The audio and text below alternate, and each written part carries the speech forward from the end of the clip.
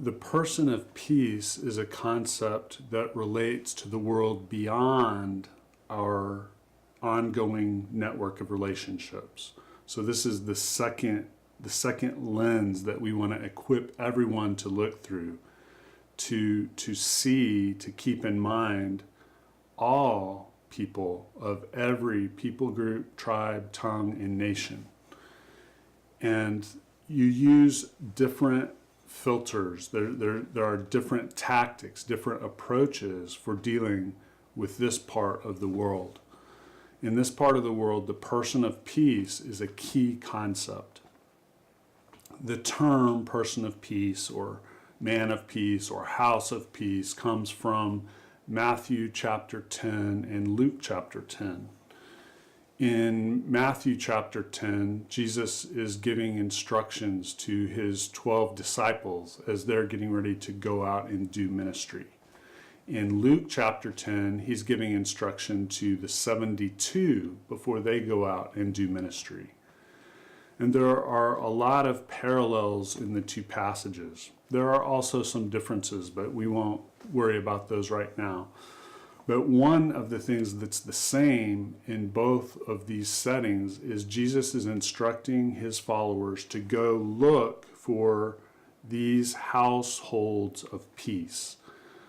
And they are to locate these by whoever shows them hospitality. So he tells them to go out without resources, to, in a sense, go out needy.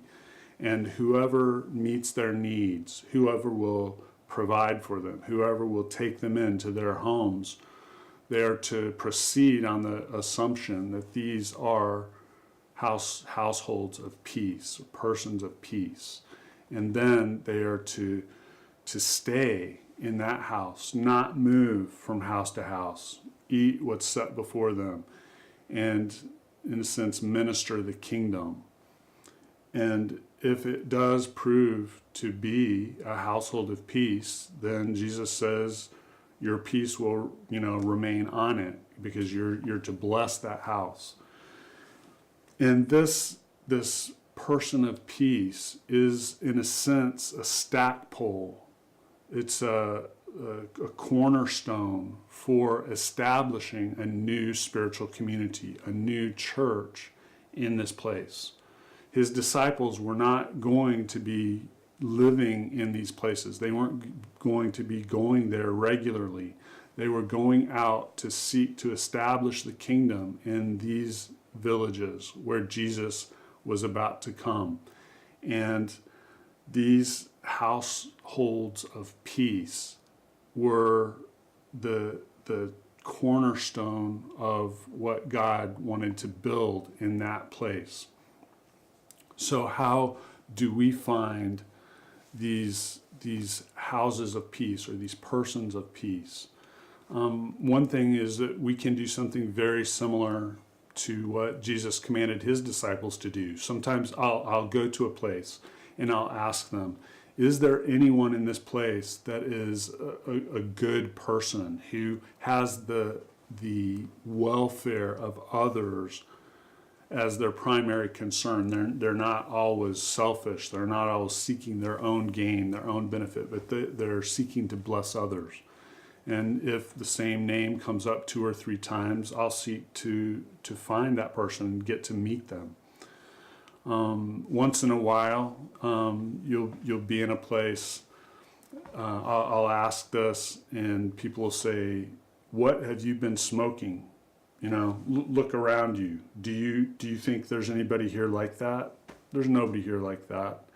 Well, in that case, maybe rather than looking for a person of peace, I might look for a Gadarene demoniac or a Samaritan woman at the well. Somebody who's just so bad that when they turn to Christ, it'll draw others. But that's not what we're talking about here. We're talking about people who are thoughtful for others and have the welfare of others in their hearts. And another way that I can find these people sometimes is that I'll start a spiritual conversation with someone out prayer walking or something like that. And if they demonstrate some openness spiritually, I'll ask them, would you be willing to gather some friends and family together and we could talk about this further? And if they're willing to do that, that's a good sign that they may be a person of peace. They're willing not only to find something good for themselves, but think of others, their friends and family, that they would want to share this with.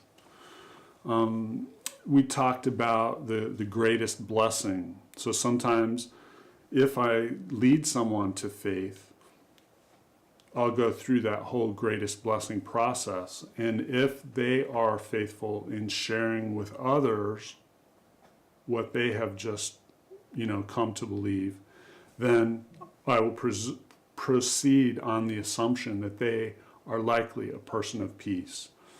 Now, this seems in some senses counterintuitive to us. Especially in the West, we have this very egalitarian view, and we have this attitude like, oh, I want to go to every door and make sure every person has a chance to hear the gospel. But if you think about it, Jesus' way actually makes a lot more sense if this is not our community that we're ministering in. Because if everybody hears the gospel and some believe, but then we have to leave, how are they going to be brought to maturity? How will they be coached in a way that they will in turn multiply other disciples? But if we invest deeply into the few, then we can equip them to the point where they can be the testimony. They can spread the gospel. They can take responsibility for their community. And so our time is actually better invested because we're aiming for multiplication. We're aiming for disciples, not converts. So this idea of finding this person of peace is critical to multiplying disciples, especially among every people, tribe, tongue, and nation, those beyond my normal network of relationships.